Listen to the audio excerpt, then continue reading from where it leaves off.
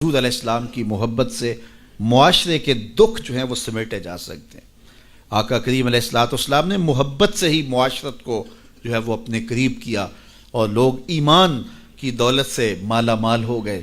وہ ایک بچہ آیا نا اپنی ماں کے لیے لباس لینے کے لیے، اور پہلے وہ گیا اپنے چچا کے پاس، اس کی ماں بیوہ تھی اور اس کا لباس پھٹ گیا تھا، اور وہ اپنے چچا کے پاس گیا تو اس نے دتکار دیا۔ ماں نے اس کو روکا تھا بیٹا نہ جانا، لیکن اس نے کہا کہ تیرے بدن کے اوپر جو لباس ہے وہ بھی پھٹ گیا ہے اور جگہ جگہ سے جسم جھلک رہا ہے، تو میں اپنے چچا سے آپ کے لیے لباس لے کے آتا ہوں۔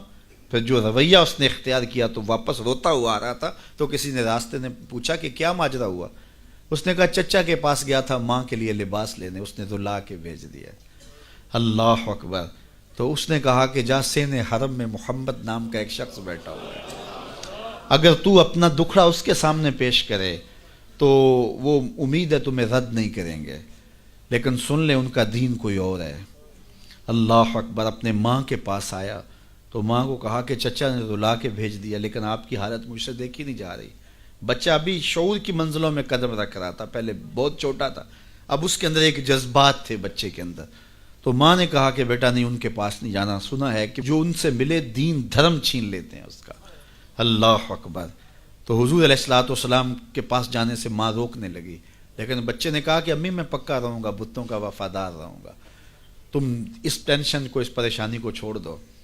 اور حضور کی خدمت میں حاضر ہوا۔ حضور صحن حرم میں چادر اوڑے بیٹھے ہوئے تھے، اور جا کے کہنے لگا میں پہلے بات آپ سے کر لیتا ہوں، آپ کا دین میں نے قبول نہیں کرنا۔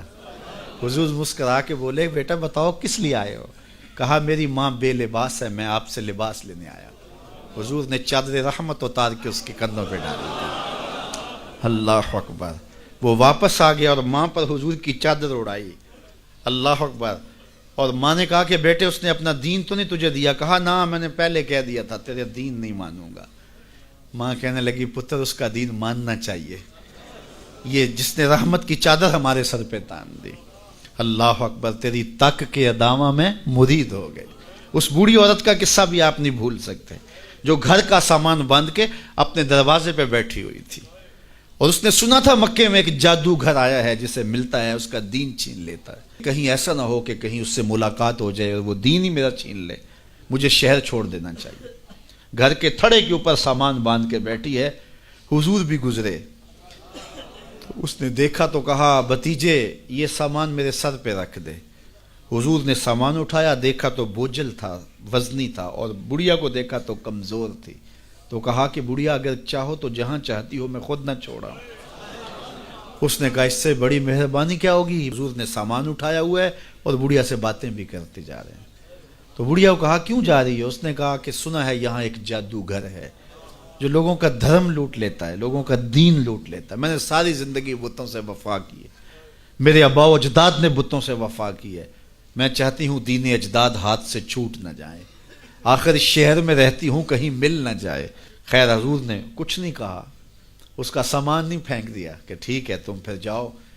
سامان اس کا اٹھایا اور جہاں تک اس نے جانا تھا سامان پہنچایا، سامان سپرد کر کے واپس پلٹنے لگے۔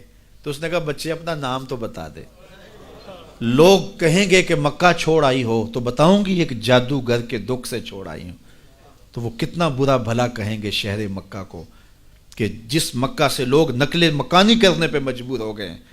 تو میں انہیں یہ بھی بتاؤں گی کہ جس مکے میں جادوگر رہتا ہے اتنا اچھا نوجوان بھی رہتا ہے، تو تیرا نام لیا کروں گی، تیرے قصیدے پڑھا کروں گے۔ تو حضور علیہ السلام مسکرا پڑے، کہا بڑھیا جس جادوگر سے بھاگ کے آئی ہے وہ تیرے سامنے کھڑا ہے۔ اس نے کہا سچ سے آپ ہی محمد ہیں؟ حضور نے فرمایا نام میرا یہی ہے۔ تو اس نے کہا پھر آپ کا جادو میرے پہ چل گیا ہے۔ اللہ اکبر۔ تیری تک کے ادامہ میں مرید ہو گئی۔ لوگوں کی خدمت کریں، بوڑھوں کے کام آئیں، دکھیوں کے کام آئیں، مصیبت زدہ کے کام آئیں۔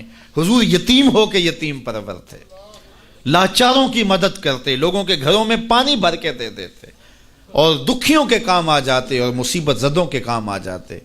تو حضور سے پیار کرنے والوں، امت میں آپس میں حسد نہ پھیلاؤ، بغض نہ کرو، نفرتوں کے پہاڑ کھڑے نہ کرو، ایک دوسرے سے پیار کرو، جڑو، امت وحدہ بنے، اور اپنے ماحول کو، اپنی معاشرت کو ایک خوبصورت معاشرت کا رنگ دو، اور اپنی زندگی کو حضور کے نام کر دو۔